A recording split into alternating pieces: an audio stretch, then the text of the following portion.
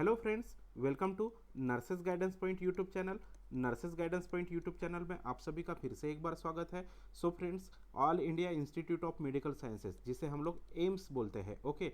तो ये एम्स जो होता है दोस्तों, ये नर्सिंग ऑफिसर की एग्ज़ाम कंडक्ट करता है। ये एग्ज़ाम साल में 2 बार कंडक्ट होती है दोस्तों, जिसे हम लोग नॉरसेट बोलते हैं, ओके। नॉरसेट मतलब क्या हो गया? Nursing officer recruitment common eligibility test, okay. तो ये साल में 2 बार एग्ज़ाम होती है दोस्तों। ये 2024 में, मतलब 2024 में अप्रैल महीने में एम्स नॉरसेट 6 कंडक्ट हुआ था। लेकिन अभी आज की तारीख, मतलब 1 अगस्त 2024 को नॉरसेट 7 का नोटिफिकेशन इशू हुआ है, ओके। ये जो नोटिफिकेशन है, ये न्यू दिल्ली द्वारा, एम्स न्यू दिल्ली द्वारा हर साल इशू किया जाता है। साल में 2 बार ये एग्ज़ाम कंडक्ट होती है, ओके। तो ये एग्ज़ाम जो है दोस्तों, इसका एक शेड्यूल भी एम्स दिल्ली द्वारा मतलब पब्लिश किया गया है। तो सबसे पहले हम लोग वो शेड्यूल देख लेते हैं। तो देखिए दोस्तों, ये इंपॉर्टेंट डेट का एक शेड्यूल है, जिसमें क्या बोला गया है? Online registration application. तो ऑनलाइन रजिस्ट्रेशन 1 अगस्त 2024 से, मतलब आज ही से स्टार्ट हो चुके हैं। कब तक आप अप्लाई कर सकते हैं? 21 अगस्त 2024, मतलब आपके पास में 21 दिन का टाइम है।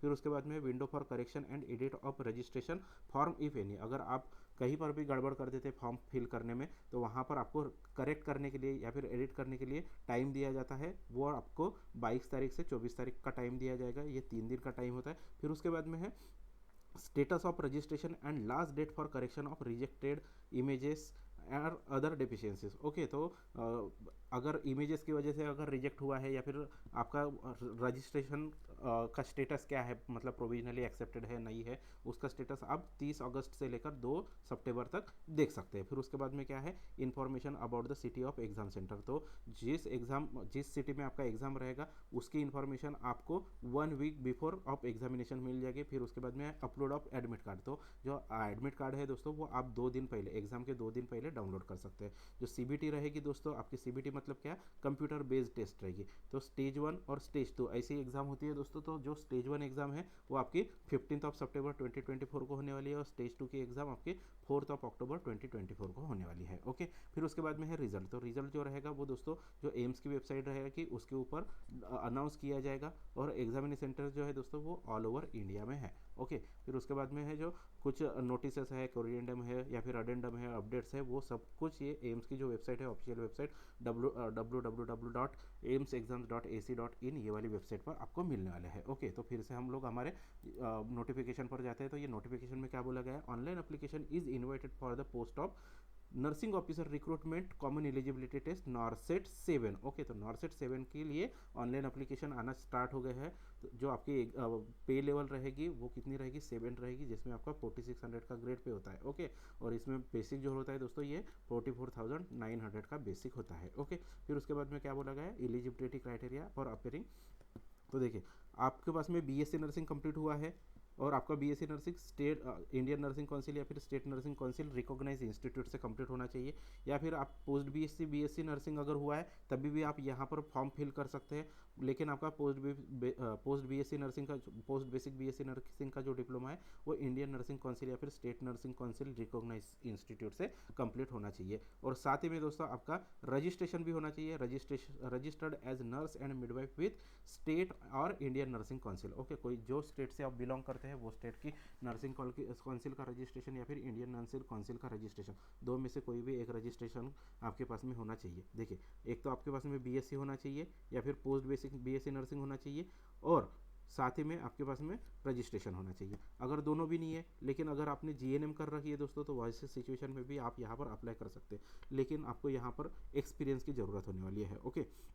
तो diploma in general nursing midwifery from Indian nursing council, state nursing council recognise institute, okay. जो आईएनसी या फिर स्टेट नर्सिंग काउंसिल से रिकॉग्नाइज इंस्टीट्यूट है, वहाँ से आपका जीएनएम कंप्लीट होना चाहिए। फिर उसके बाद में registered as nurse and midwife with state और इंडियन नर्सिंग काउंसिल। जो कुछ स्टेट से आप बिलोंग करते हैं, वो स्टेट की नर्सिंग काउंसिल का रजिस्ट्रेशन है, तभी भी चलता है, या फिर इंडियन नर्सिंग काउंसिल का रजिस्ट्रेशन है, वो भी यहाँ पर एक्सेप्टेबल है। फिर 2 years experience in minimum 50 bedded hospital. तो देखिए दोस्तों, जो जीएनएम कैंडिडेट है, उनके लिए 50 बेडेड हॉस्पिटल में 2 साल का एक्सपीरियंस मैंडेटरी है। लेकिन बेसिक बीएससी नर्सिंग या फिर पोस्ट बेसिक बीएससी नर्सिंग है, तो यहाँ पर एक्सपीरियंस की कोई भी ज़रूरत नहीं है, ओके। जीएनएम कैंडिडेट्स को यहाँ पर एक्सपीरियंस लगता है दोस्तों।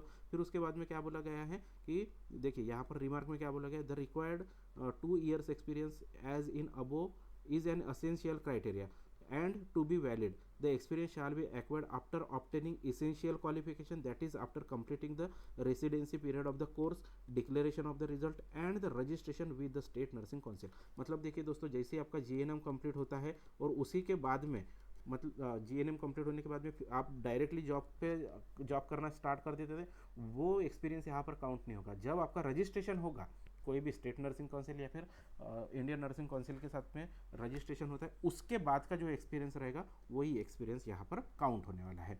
ओके, फिर उसके बाद में देखते हैं हम लोग एज लिमिट। तो एज लिमिट जो है दोस्तों वो 18 to 30 ईयर्स है। मिनिमम 18 ईयर्स होना चाहिए, मैक्सिमम 30 ईयर्स। तो मैक्सिमम जो होता है ना दोस्तों, ये यूआर मतलब जो अनरिजर्व कैंडिडेट्स है उनके लिए है 30 ईयर्स, लेकिन जो SC ST OBC कैंडिडेट है उनके लिए रिलैक्सेशन प्रोवाइड किया जाता है, वो लेटर ऑन हम लोग डिस्कस करने वाले हैं। ओके, फिर उसके बाद में है अप्लीकेशन फ़ीस। तो अप्लीकेशन फ़ीस जो है दोस्तों, जो जनरल या फिर OBC कैंडिडेट है उनके लिए 3000 रुपीज़ है, लेकिन जो SC ST EWS कैंडिडेट है उनको 2400 रुपीज़ पे करना है। पर्सन विद डिसेबिलिटीज जो है मतलब PWBD कैंडिडेट है उनको किसी भी प्रकार की एग्जामिनेशन फ़ीस पे नहीं करना है, एग्जामिनेशन फ़ीस उनको एग्जम्प्ट की गई है। ओके, तो आपको पे कैसे करना है, debit card, credit card, net banking से आप पे कर सकते हैं, ऑनलाइन पे करना है। Okay, application fee once remitted shall not be refunded under any circumstances. तो देखिए दोस्तों, एक बार आपके अकाउंट से पैसे कट गए तो ये हो गए लास्ट टाइम, मतलब उसके बाद में आपको वैसे रिफंड नहीं मिलना है। लेकिन अगर आप SC ST कैंडिडेट है और आप अगर एग्जामिनेशन में अपेयर होते हैं, ओके, तो अपेयर होने के बाद में एग्जामिनेशन का रिजल्ट डिक्लेयर होगा। रिजल्ट डिक्लेयर होने के बाद में आपको आपका जो SC या फिर ST का सर्टिफिकेट रहता है वो अपलोड करने के लिए विंडो ओपन किया जाता है। विंडो अपलोड मतलब वहाँ पर आप जब SC ST का आपका सर्टिफिकेट अपलोड करने के बाद में उसका स्क्रूटिनी होगा दोस्तों।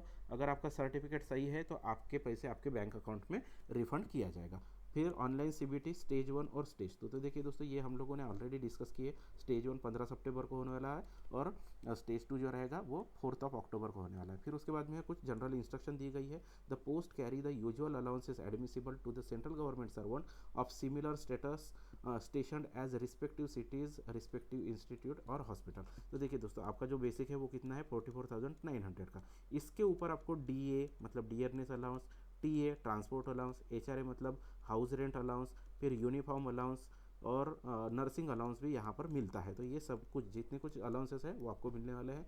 जो आपको फॉर्म भरना है दोस्तों वो www.aimsexam.ac.in ये वेबसाइट पर जाकर ऑनलाइन मोड में आपको फॉर्म अप्लाई करना होगा। कब अप्लाई कर सकते हैं, 1 अगस्त 2024 से लेकर 21 अगस्त 2024 शाम 5 बजे तक आप यहाँ पर अप्लाई कर सकते हैं। ओके, इसके अलावा किसी भी मोड से मतलब आप ईमेल करते हैं, बाय पोस्ट करते हैं या फिर बाय हैंड वहाँ पर एप्लीकेशन ले जाके देते हैं, वो एप्लीकेशन एक्सेप्ट नहीं होता है दोस्तों। ऑनलाइन मोड का ही एप्लीकेशन आपका वैलिड रहेगा। Okay, candidate are advised to check self check their eligibility. तो आपको खुद को चेक करना है कि आप एलिजिबल है या नहीं है, उसी के बाद में आपको यहाँ पर अप्लाई करना है। ओके, फिर करेक्शन और एडिट इन ऑनलाइन एप्लीकेशन। जो ये इंपॉर्टेंट डेट्स है दोस्तों, यहाँ पर हम लोगों ने ऑलरेडी कवर किए है तो इसको हम लोग स्किप कर देते हैं। ओके, तो यहाँ पर 7 नंबर की जो इंस्ट्रक्शन है दोस्तों ये इंपॉर्टेंट है। The candidate must ensure that images of photo, signature, thumb impression should be as per the guidelines mentioned in the upload image instruction। Okay, तो आपको जो आपका पासपोर्ट साइज फोटो, सिग्नेचर और थंब इम्प्रेशन आपको upload करना है, तो उसके कुछ इंस्ट्रक्शन दिए जाते हैं दोस्तों। इंस्ट्रक्शन कहाँ दिखाई देंगे, जब आप फॉर्म फिल करेंगे वहाँ पर जो अपलोड वाला सेक्शन रहता है उसी में इंस्ट्रक्शन दिए रहते हैं, तो उसी इंस्ट्रक्शन के अकॉर्डिंग आपके फोटो, सिग्नेचर और थंब होना चाहिए। ओके, अगर वैसा नहीं होता है तो आपका जो फॉर्म रहता है वो रिजेक्ट किया जाएगा। ओके, फिर उसके बाद में है एज रिलैक्सेशन। तो देखिए दोस्तों, मैक्सिमम एज कितनी है 30 ईयर्स की। 30 ईयर्स की एज किसके लिए है दोस्तों, जो UR कैंडिडेट्स है। लेकिन जो अगर आप SC ST है तो उस कंडीशन में आपको 5 ईयर्स का रिलैक्सेशन मिल जाएगा, मतलब आप 35 ईयर्स तक अप्लाई कर सकते हैं। OBC कैंडिडेट है तो 33 ईयर्स तक अप्लाई कर सकते हैं। PWBD कैंडिडेट है और UR कैटेगरी से बिलोंग करते हैं तो वैसी सिचुएशन में 10 ईयर का मतलब 40 ईयर्स तक फॉर्म भर सकते हैं। अगर PWBD कैंडिडेट है लेकिन OBC कैटेगरी से बिलोंग करता है तो वैसी सिचुएशन में 13 ईयर्स का रिलैक्सेशन मतलब 43 ईयर्स तक अप्लाई कर सकता है। अगर PWBD कैंडिडेट है, SC ST है तो वैसी सिचुएशन में 15 ईयर्स का मतलब 45 ईयर्स तक फॉर्म भर सकता है। ओके, एक सर्विसमैन के लिए 5 साल का एज रिलैक्सेशन दिया गया है।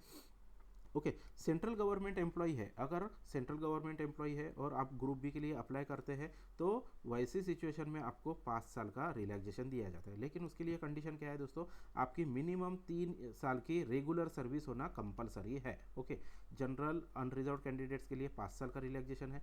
ओबीसी कैंडिडेट्स के लिए 8 साल का मतलब 38 ईयर तक फॉर्म भर सकते हैं। SC ST कैंडिडेट है उनके लिए 10 साल का रिलैक्सेशन है, मतलब 40 ईयर्स तक फॉर्म भर सकते हैं। लेकिन कौन सी कंडीशन में, आप अगर सेंट्रल गवर्नमेंट के एम्प्लॉय है और 3 साल की मिनिमम सर्विस होना चाहिए रेगुलर। लेकिन दोस्तों अगर आप ऑटोनोमस बॉडी मतलब एज लाइक एम्स जैसे ऑटोनोमस बॉडी, IIT या फिर कोई भी autonomous body, statutory body, public sector PSU के अंडर में वर्किंग है, देखिए यहाँ पर क्लियरली मेंशन है AIIMS employ will not be considered as the central government. तो वैसी सिचुएशन में आपको एज रिलैक्सेशन नहीं मिलेगा, जो सेंट्रल गवर्नमेंट का रिलैक्सेशन रहता है वो यहाँ पर अप्लीकेबल नहीं होगा।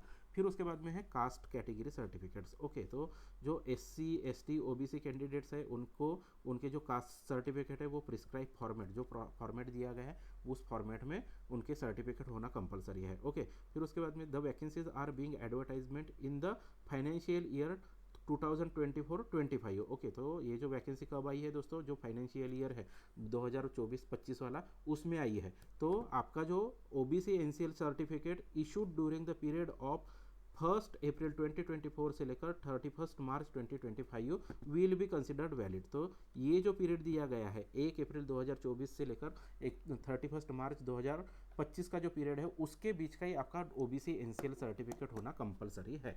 ओके, फिर उसके बाद में क्या बोला गया है, the candidate who have OBC NCL certificate issued before और आफ्टर दिस पीरियड, मतलब अगर आपके पास में सर्टिफिकेट जो पीरियड है मतलब 1 अप्रैल 2024 से लेकर 31 मार्च 2024 के 25 के बीच का जो पीरियड है उसके पहले का या फिर उसके बाद का अगर आपके पास में सर्टिफिकेट है तो वो सर्टिफिकेट यहाँ पर कंसिडर नहीं किया जाएगा, will not be considered valid for this advertisement. Candidates applying under OBC category must produce the valid caste certificate in the format provided by the DOPT wide office memorandum number. तो देखिए दोस्तों आपका जो certificate है मतलब OBC candidate का जो certificate है ये जो ऑफिस मेमोरेंडम में जो फॉर्मेट दिया गया है उस फॉर्मेट के अकॉर्डिंग ही होना चाहिए। ओके, फिर उसके बाद में क्या बोला गया है ये आप पढ़ सकते हैं। फिर उसके बाद में क्या बोला गया है, the OBC certificate should be clearly show that the applicant does not belong to the creamy layer. तो जो आपका OBC सर्टिफिकेट रहेगा उसके ऊपर में डायरेक्टली ऐसा मेंशन चाहिए कि आप क्रीमी ईयर से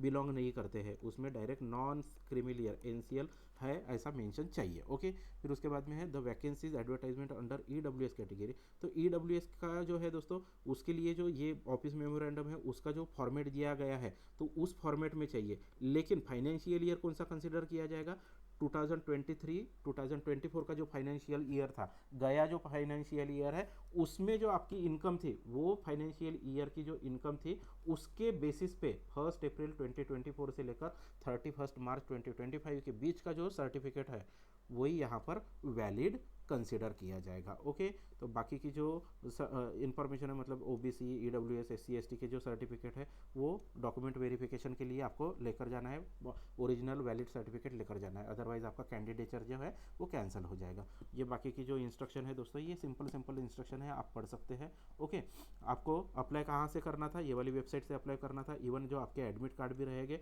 www.aimsexam.ac.in ये वाली वेबसाइट पर अवेलेबल हो जाएंगे। ओके, फिर उसके बाद में जो ये जो डॉक्यूमेंट की लिस्ट दी गई दे रही दोस्तों ये आपको DV के लिए लेकर जाना पड़ता है, मतलब डॉक्यूमेंट वेरिफिकेशन के लिए ये इतनी कुछ लिस्ट यहाँ पर लेकर जाना होता है। ओके, अगर आप PWBD कैंडिडेट है और आपको स्क्राइब की ज़रूरत है तो उसके लिए यहाँ पर कुछ इंस्ट्रक्शन है ये आप पढ़ सकते हैं अगर आप PWBD कैंडिडेट है, अदरवाइज आपको ये स्किप करना है। ओके, फिर उसके बाद में क्या बोला गया है दोस्तों यहाँ पर क्लियर कट मेंशन है कि नो ऑब्जेक्शन सर्टिफिकेट की ज़रूरत है। नो ऑब्जेक्शन सर्टिफिकेट किसे चाहिए, जो candidates state government, central government, PSU या फिर कोई भी इसमें अगर रेगुलर एम्प्लॉय स्टेट गवर्नमेंट में, सेंट्रल गवर्नमेंट में या फिर PSU में रेगुलर एम्प्लॉय है तो वैसी सिचुएशन में आपको नो ऑब्जेक्शन सर्टिफिकेट लेकर आना है। Okay, at the time of document verification भी लगेगा, और जब डॉक्यूमेंट अपलोड करना पड़ता है वो टाइम में भी आपको नो ऑब्जेक्शन सर्टिफिकेट अपलोड करना होता है। ओके, फिर उसके बाद में क्या बोला गया है, ये दोस्तों ये सिंपल इंस्ट्रक्शन है, ये आप यहाँ पर पढ़ सकते हैं। ओके, मेन है दोस्तों pattern and scheme of examination. तो जो पैटर्न है इस बार का जो पैटर्न है वो सेम स्टेज 1 का जो पैटर्न है सेम है पिछले बार जैसे हुआ था, लेकिन स्टेज 2 में थोड़ा सा चेंजेस किया गया है दोस्तों। तो स्टेज 1 और स्टेज 2 हम लोग दोनों भी पढ़ लेते हैं। तो देखिए स्टेज 1 मतलब आपके प्रिलिमिनरी एग्जामिनेशन रहेगी। ओके, तो प्रीलिम्स जो है दोस्तों ये कैसा है, the NORCET preliminary stage is qualifying examination where candidate who qualifies in the test will be allowed to appear in the stage 2 NORCET main examination. तो देखिए दोस्तों ये जो एग्जामिनेशन है स्टेज 1 की एग्जामिनेशन है ये क्वालिफाइंग नेचर की, इसके जो मार्क्स है वो आपके फाइनल मेरिट में काउंट नहीं होते हैं। Okay, नॉर्सेट preliminary will not be used for deciding merit ranks for the final selection. तो क्लियरली यहाँ पर मेंशन किया गया है the duration of the examination shall be 90 minutes. Okay, तो आपका जो एग्जाम रहेगा वो कितने मिनट का रहेगा, 90 मिनट का रहेगा, जिसमें 100 क्वेश्चंस रहेंगे 100 मार्क के लिए, एक क्वेश्चन 1 मार्क का हो जाएगा दोस्तों, with 4 alternatives for each answer. Okay, तो ईच क्वेश्चन के लिए 4 अल्टरनेटिव ABCD ऐसे 4 अल्टरनेटिव दिए जाएंगे। 20 MCQs related to nursing general knowledge and aptitude and 80 MCQs related to the syllabus of nursing course being taught at the essential qualification level। तो देखिए जो आपका 100 मार्क्स का जो एग्जाम रहेगा उसमें 80 क्वेश्चंस आपके नर्सिंग बेस्ड रहेंगे, नर्सिंग सिलेबस बेस्ड रहेंगे, और रिमेनिंग क्वेश्चंस जो रहेंगे 20 क्वेश्चंस वो जनरल नॉलेज और एप्टीट्यूड के रहेंगे। ओके, फिर उसके बाद में क्या बोला गया है, there will be negative marking of 1/3 mark. तो देखिए दोस्तों आपकी निगेटिव मार्किंग कितनी है, 1/3 है। ओके, मतलब 3 क्वेश्चन गलत हो जाएंगे तो आपका 1 मार्क कम किया जाएगा। फिर उसके बाद में है question paper will be divided into 5 section each of 18 minute duration where each section will contain 20 questions. तो देखिए दोस्तों इस प्रकार का जो पैटर्न था ये नॉर्सेट 6 में भी था, तो इसलिए मैंने नॉर्सेट 6 के टाइम में एक डेडिकेटेड वीडियो बनाया था। तो उस डेडिकेटेड वीडियो की लिंक आपको डिस्क्रिप्शन बॉक्स में मिल जाएगी, या फिर ऊपर आई बटन पर क्लिक कर भी आप वो वीडियो देख सकते हैं। ओके, यहाँ पर आप थंबनेल में देख सकते हैं कि कौन सा वीडियो है, उसमें मैंने क्लियर बताया था कि पैटर्न कैसे रहता है। तो मैं शॉर्ट में यहाँ पर फिर से बता देता हूँ दोस्तों। तो ऐसे 5 सेक्शंस रहेंगे, हर सेक्शन में आपके 20 क्वेश्चंस रहेंगे। ओके, ऐसे टोटल 100 क्वेश्चंस हो गए, और हर सेक्शन जो रहेगा आपका 18 मिनट्स का रहेगा। ओके, तो ये ऐसे 90 मिनट्स का आपका एग्जाम रहेगा। तो पहला सेक्शन ऑटोमेटिकली ओपन हो जाएगा, ये 18 मिनट बाद क्लोज हो जाएगा। क्लोज होने के बाद में आपका ऑटोमेटिकली दूसरा सेक्शन ओपन हो जाता है दोस्तों। ये जब दूसरा सेक्शन ओपन होता है दोस्तों तो ये सेक्शन आप रिटर्न बैक नहीं जा सकते, और बाकी के जो सेक्शन रहते हैं वो भी लॉक रहते हैं। वैसे ही 3rd, 4th और 5th सेक्शन ओपन हो जाएगा। ओके, तो इस प्रकार का जो वीडियो है आप वो वीडियो में मैंने क्लियरली मतलब एकदम मतलब अच्छे से एक्सप्लेन किया है दोस्तों, तो वो वीडियो आप एक बार देख लेना है आपने। ओके, ठीक है। फिर उसके बाद में क्वालिफाइंग मार्क्स। ओके, अगर आप यू आर या फिर EWS कैंडिडेट है, ओके EWS कैंडिडेट है, तो वैसी सिचुएशन में आपको 50 परसेंटाइल लेना है कि एग्ज़ाम क्वालिफाई करने के लिए। अगर आप OBC कैंडिडेट है तो वो ऐसी सिचुएशन में आपको 45 परसेंटाइल मार्क्स लेना है। अगर आप SC ST कैटेगरी से बिलोंग करते हैं तो वैसी सिचुएशन में 40% मार्क आपको करना है, मतलब स्कोर करना है, तभी आप क्वालिफाई कर पाएंगे। लेकिन दोस्तों इतना स्कोर करने के बाद में आप क्वालिफाई होंगे ऐसा नहीं होता है, इसके बाद में भी आपका मेरिट आना चाहिए। जब आपका मेरिट आएगा तभी आप क्वालिफाई कर पाएंगे। लेकिन अगर PWBD कैंडिडेट है तब आपको 5 मार्क्स का फिर से रिलैक्सेशन दिया गया है। तो हर मतलब UR AWS को आपको 45% पे ही आपका क्वालिफिकेशन हो जाएगा। ओके, क्वालिफाई कर पाएंगे। OBC कैंडिडेट है तो 40% पे ही क्वालिफाई हो जाएगा, और SC ST कैंडिडेट 35% पे ही क्वालिफाई हो जाएगा। ओके, तो यहाँ पर सीधा ओके तो यहाँ पर क्लियरली मेंशन है। ओके, फिर उसके बाद में क्या बोला गया है कि preparation of list of qualified candidate for stage 2। तो स्टेज 2 के लिए कैसे प्रिपेयर किया जाएगा, तो देखिए लिस्ट कैसे प्रिपेयर की जाएगी। 5 टाइम्स जो number of categories number of vacancies है, ईच कैटेगरी की जो नंबर ऑफ वैकेंसीज है उसके 5 टाइम्स। तो देखिए दोस्तों अगर 1000 वैकेंसीज है तो उसके 5 मल्टीपल में मतलब टोटल 5000 लोगों को स्टेज 2 के लिए बुलाया जाएगा। उसमें से समझ के चलिए अगर UR कैंडिडेट की वैकेंसी 200 है तो उसके 5 टाइम्स मतलब समझ के चलिए हाँ 200 है तो उसके 1000 कैंडिडेट UR के रहेंगे। अगर SC की वैकेंसी 50 है दोस्तों, तो उसके 5 टाइम्स मतलब 250 कैंडिडेट्स एससी के बुलाए जाएंगे। तो इस प्रकार से बुलाए जाते हैं। ओके, फिर उसके बाद में क्या बोला, ये तो आप पढ़ सकते हैं। फिर उसके बाद में है मेन, क्या बोला गया है, मेंस आपकी जो नॉर्सेट एग्ज़ाम स्टेज 2 की एग्ज़ाम है। स्कीम ऑफ एग्जामिनेशन जो है दोस्तों 180 मिनट्स का एग्ज़ाम रहेगा। ओके, कितने मिनट्स का, 3 घंटे का एग्ज़ाम रहेगा। जो पहला एग्ज़ाम था आपका स्टेज 1 का वो 1.5 घंटे का था, लेकिन यहाँ पर 3 घंटे का एग्ज़ाम रहेगा, जिसमें 160 MCQ रहेंगे 160 मार्क्स के लिए। ये भी सेम 1 क्वेश्चन कैरीज 1 मार्क्स हो जाएगा। इसमें 1/3 निगेटिव मार्किंग है दोस्तों। लेकिन यहाँ पर देखिए, अभी जैसे स्टेज 1 में 5 सेक्शंस थे, यहाँ पर सिर्फ 4 सेक्शंस है दोस्तों। ओके, 4 सेक्शन में कैसे डिवाइड होगा, हर सेक्शन जो रहेगा 40 क्वेश्चंस का रहेगा। ओके, कितने क्वेश्चंस रहेंगे, हर सेक्शन में 40 क्वेश्चंस रहेंगे, और हर सेक्शन को 45 मिनट्स का टाइम दिया जाएगा। पहले 45 मिनट्स में पहला सेक्शन, फिर उसके बाद में सेकंड सेक्शन ओपन हो जाएगा, वो 45 मिनट्स बाद क्लोज हो जाएगा। फिर थर्ड सेक्शन ओपन हो जाएगा, 45 मिनट्स बाद वो सेक्शन क्लोज हो जाएगा, फिर से ये क्लोज हो जाएगा, आपका एग्ज़ाम फिनिश हो जाएगा। ओके, तो ऐसी टाइप का जो प्री में जो पैटर्न है दोस्तों, वही पैटर्न यहाँ पर भी फॉलो होने वाला है। ओके, फिर उसके बाद में क्वालिफाइंग परसेंटेज। ओके, तो ये परसेंटेज कितने लेना है दोस्तों, अगर यू आर EWS कैंडिडेट है तो उसके लिए 50% का पासिंग क्राइटेरिया है। ओके, OBC के लिए 45% का क्राइटेरिया है। ओके, 45% का है। और SC ST जो कैंडिडेट है उनके लिए 40% का क्राइटेरिया दिया गया है। लेकिन अगर PWBD कैंडिडेट है तो उनके लिए 5% इसका रिलैक्सेशन दिया गया है, मतलब 45 हो जाएगा। OBC के लिए 40% हो जाएगा, और SC ST के लिए 35% हो जाएगा। लेकिन दोस्तों इतने परसेंटेज लेने के बाद में सिलेक्शन होता है ऐसा नहीं, इसके बाद में भी आपको मेरिट में आना होता है, तभी आपका सिलेक्शन होगा। ओके, फिर आगे देखते हैं दोस्तों, रिजोल्यूशन ऑफ टाई केसेस, ये आप पढ़ सकते हैं।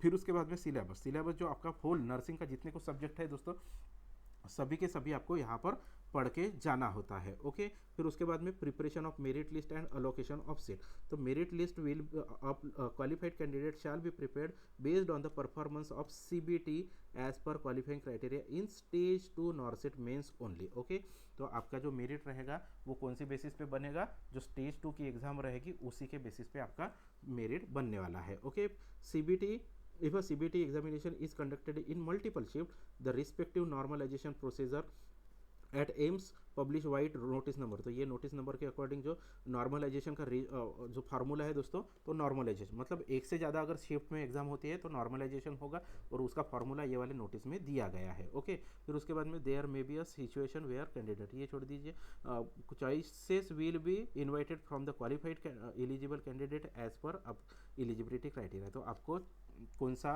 एम्स चूज करना है उसका चॉइस दिया जाता है। Okay, there will be only 1 round of allocation of seat in general. Okay, तो सिर्फ एक राउंड होता है दोस्तों। ऐसा है कि मतलब आप समझ के चलिए पूरे के पूरे एम्स वहाँ पर ऑप्शन में डालते हैं, और ऐसे एम्स में सिलेक्शन हो जाता है कि जहाँ पर आपको जाना नहीं है। अगर आप चाहते वहाँ पर ज्वाइन नहीं करते हैं तो आपका कैंडिडेचर कैंसिल हो जाएगा, आपको सेकंड चांस नहीं दिया जाएगा। सिर्फ एक राउंड होता है, सिंगल राउंड होता है, उसके बाद में डायरेक्टली दूसरी एग्जाम आ जाती है। Okay, allocation of seat will be made in order of merit of choices made by the candidate in order of preferences। जैसे ही आप preferences सेट करते हैं उसी के अकॉर्डिंग आपका सीट अलॉट की जाएगी। A candidate to whom a seat has been allotted out of any choice field is mandatorily required to join allotted seat subject to eligibility as applicable। तो मैंने just बताया था दोस्तों कि जो इंस्टीट्यूट आपको अलॉट हुआ है उसमें आपको जाके ज्वाइन करना ही पड़ेगा। Okay, there will not be waiting list. तो देखिए दोस्तों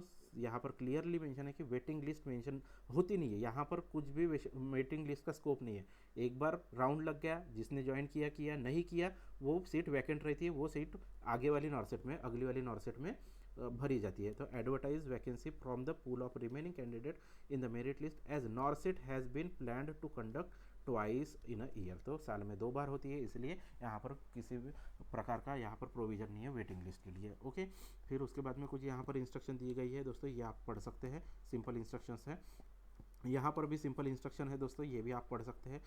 ओके, फिर उसके बाद में यहाँ पर कुछ एम्स की लिस्ट दी गई है। ओके, तो इस प्रकार की इन्फॉर्मेशन थी दोस्तों। इसमें हम लोगों ने क्या डिस्कस की है, जो आपकी नॉर्सेट की एग्ज़ाम निकली है। ओके, नॉर्सेट 7 की जो एग्ज़ाम आई है, तो उसके बारे में जितनी कुछ इन्फॉर्मेशन थी दोस्तों इस वीडियो में हमने कवर किया है। तो दोस्तों ये वीडियो कैसे लगा ये हमें कमेंट बॉक्स में जरूर बताएं। दोस्तों अगर ये वीडियो आपको पसंद आया होगा तो वीडियो को लाइक करो, साथ ही में दोस्तों nurses guidance point YouTube channel को सब्सक्राइब करो। दोस्तों चैनल सब्सक्राइब करने के बाद में बेल आइकन को प्रेस करना ना भूलिए, ताकि आने वाली सभी वीडियो की नोटिफिकेशन आप तक इजीली पहुंच सके। सो फ्रेंड्स मिलते हैं नेक्स्ट वीडियो में नेक्स्ट किसी इन्फॉर्मेशन के साथ, तब तक के लिए जय हिंद जय भारत।